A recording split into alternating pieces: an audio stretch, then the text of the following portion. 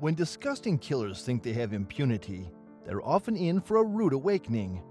The justice system may not always be swift or certain, but it is always there. And even when the killer is never brought to justice, there's always the possibility that they will be caught and punished by a higher power. 1. Randy Kraft. One of the most active killers in U.S. history was Randy Kraft. Nearly 70 killings have him on the loose, the majority of them in California. Randy Kraft, one of the most prolific serial killers in U.S. history. He's suspected in nearly 70 murders, most of them in California. Called him the Scorecard Killer.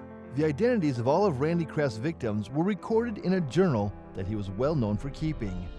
In 1971, he allegedly started a killing spree that resulted in the deaths of up to 67 young men.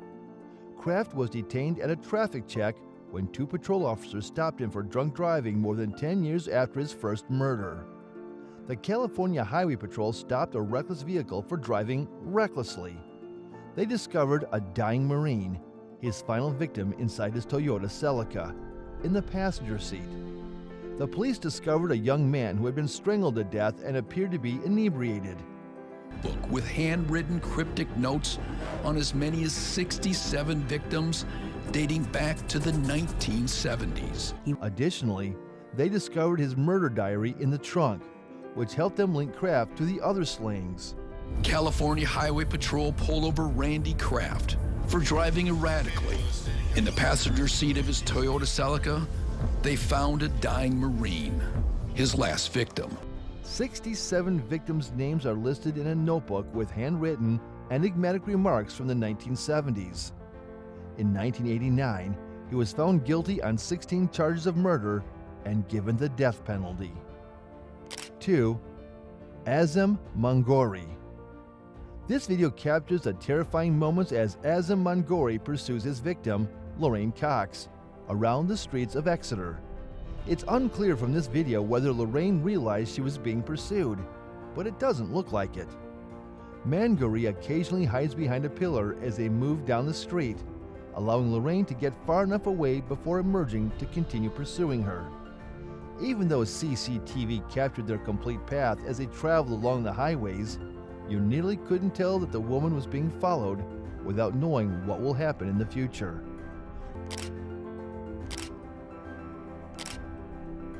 Whenever he eventually gets closer to them, he puts his arm around her shoulder and leads her along the street.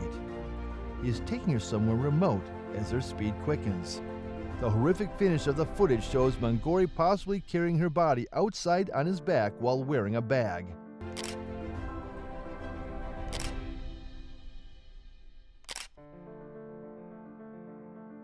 One that is far too large to be anything else, yet unassuming enough to be performing it in broad daylight. 3. Harvey Glattman. Harvey Glattman was taken to visit a doctor after displaying signs of sadomasochism as a child, and the doctor told his parents that he would outgrow the behavior. However, it became clear as he aged that Glattman's odd fixation with morbidity only got worse. Was serving a sentence for abducting and assaulting a lady. He was identified as having a schizophrenic form of psychopathic personality. After being released from prison, Glattman's offenses increased.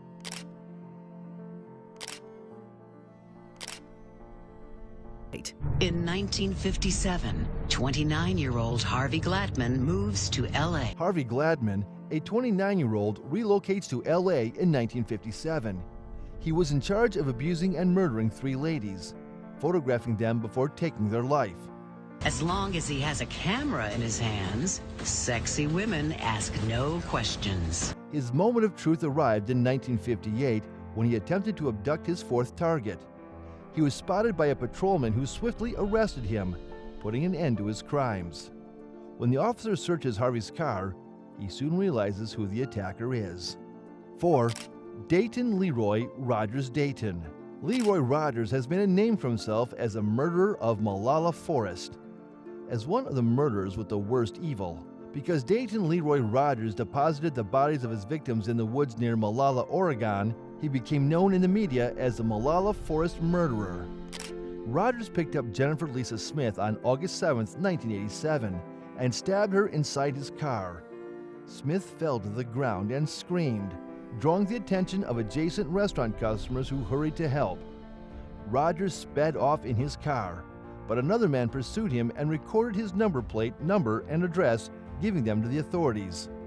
His execution sentence has now been overturned 3 times by the Oregon Supreme Court. Oregon's Supreme Court has overturned his death sentence 3 times now. This new trial is expected to last roughly 3 weeks. This new trial is expected to last roughly 3 weeks. The notorious Oregon killer was arrested based on this information and currently sits on death row for the murder of Smith and 6 other women. I absolutely agree that I have forfeited my place in free society and that I forever belong behind bars till I die. 5. Edward Surratt. While employed as a truck driver, Edward Surratt traveled through Pennsylvania and Ohio at a period when several localities were dealing with a spate of unsolved murders. Although he was detained, the police were unable to charge him with any of those offenses due to a lack of evidence. He would choose a single-story home so that no one could be on the 2nd floor and suddenly descend on him. Surratt, however, would provide authorities with all the information they required on July 1, 1978, when he broke into a home and kidnapped a family of 3. Pick a house, 1 story, so that no one could be up in the 2nd floor and come down and surprise him. The father managed to get away to get assistance, and he returned with police to the residence where Surratt was unconscious due to alcohol intoxication. The suspect attempts to escape but is ultimately apprehended. He refuses to tell police his name and is held without bond. A day later, Florida authorities identified the man as Edward Arthur Surratt. The culprit attempts to flee, but he is eventually caught. He is being held without bond because he won't give the cops his name. Authorities in Florida recognized the man as Edward Arthur Surratt a day later. When he was apprehended at the location and connected to a South Carolina homicide, he was given 2 life sentences for each act. The officer said, "He didn't talk a whole lot. He didn't say, 'Look, if you give this, I'll tell you that.' And I kept asking him questions, and while we were there, he wasn't paying a lot of attention to us." He didn't talk a whole lot, really. He didn't say, "Look, if you give me this, I'll tell you that." And I kept asking him questions, and while we were there, he wasn't really paying a lot of attention to us. Now this video comes to an end.